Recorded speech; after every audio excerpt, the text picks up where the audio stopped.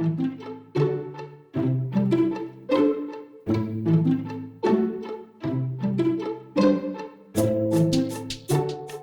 I'm here at the Edward Steeves Homestead Museum in the historic King William District of San Antonio with Dr. Vince Michael, Executive Director of the Conservation Society of San Antonio. This house was built by a prominent San Antonio businessman in 1876, and it was donated to the Conservation Society in 1952. So, Dr. Michael, can you tell us a little bit about this neighborhood? Sure. This is King William, which was the first historic district in Texas.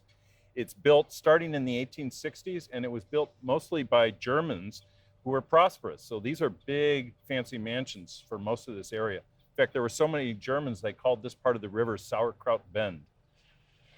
Can you tell us a little bit about the architectural style of the house? Well, the Steeves Homestead is a fantastic example of Second Empire style, and that's usually defined by the mansard roof with that steep pitch to it that you see up the top with the dormers coming through. The rest of the house reflects the Italianate style, which Second Empire includes, with the rounded windows, with the wonderful brackets and dentils that hold up the various balconies, and this beautiful rope molding you see around the windows and the arches on the porch. So it's really a stunning example of the style. It's all done in limestone blocks, which are native to the area. And a lot of people may not know that the most prominent architecture in San Antonio during this time was a British immigrant by the name of Alfred Giles. That's right. Alfred Giles came to Texas in 1873, and he emigrated from London, where he had learned architecture. And he became the most prominent architect in San Antonio in the late 19th century. He did many other mansions here in King William. He did county courthouses around the state. A lot of our lovely downtown commercial buildings like the Crockett Block and the Soledad Block were by Alfred Giles. So he was so prominent, he even had an office in Monterrey, Mexico. All right, great. So why don't we go inside and take a look? Great. We're now inside the Edward Steeves homestead, and Dr. Michael is going to talk to us about the significance of this amazing table. So this table was bought by Edward and Johanna Steeves on their trip to Europe in 1882. And it is a wonderful miniature mosaic from Rome that shows famous Roman landmarks, not painted, but made with tiny, tiny stones. And you have to use a magnifying glass to be able to see them. Yeah, I mean, you look at this table and you think that these are paintings, but then you use the magnifying glass and you can see that these are actually teeny tiny micro tiles. It's so amazing. If you guys get a chance to come to San Antonio, you've got to come here and check out this table. So this was the formal parlor of the Steeves family. And so when guests came, they would see this prize acquisition. So this was like their main showpiece to show off to everybody who came into the house. Exactly, yeah. So the second thing you notice when you walk into the foyer is this statue. So tell us a little bit about this.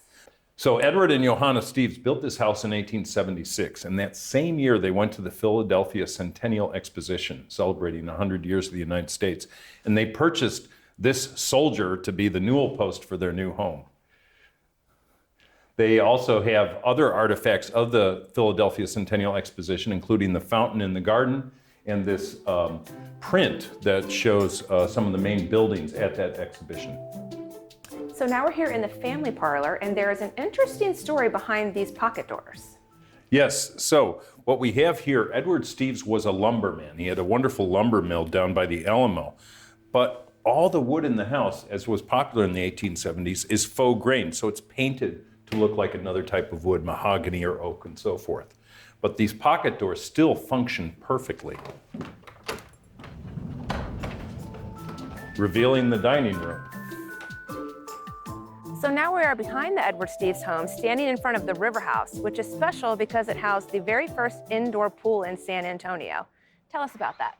So in about 1910, Johanna Steeves decided to build a swimming pool in this beautiful house right next to the river. And she sunk her own well because she didn't want to pay for city water to fill the pool. But at the same time, she would invite neighborhood children over in the afternoon to swim in this very pioneering addition to the Steeves homestead. So tell us why this property and others like it in San Antonio are worthy of conservation.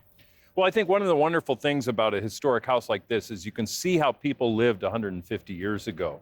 So many of the aspects, the technology in their lives, the social aspects of their lives, how they spent their leisure time. you can't really see that unless you're in the place where they did it, surrounded by the objects they had. Very cool. So when you guys come to San Antonio for HNS 2023, please be sure to stop by the Edward Steves house and take a tour.